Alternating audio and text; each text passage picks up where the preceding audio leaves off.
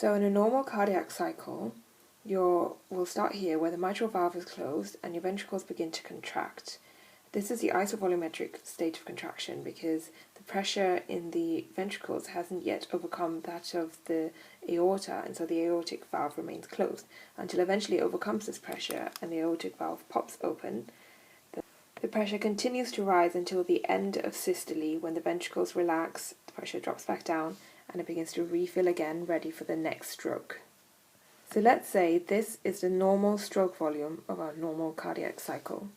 Now imagine you had a greater preload. This means you have a greater end diastolic volume. So when your ventricles begin to contract and your mitral valve is closed, your aortic valve will overcome sooner and blood exits into aorta sooner before rejoining the normal cardiac cycle. Now in this situation, because of our greater preload, our stroke volume is also greater. Now imagine a situation where you have a greater afterload. This means your systemic pressure is greater, therefore the pressure in your aorta is greater.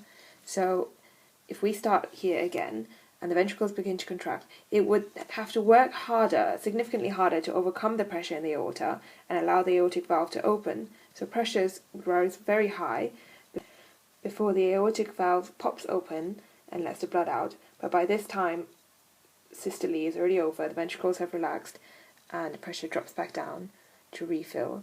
This means this greater afterload causes you to have a much smaller stroke volume, as well as a much larger end systolic volume compared to the normal end systolic volume, which is somewhere around here.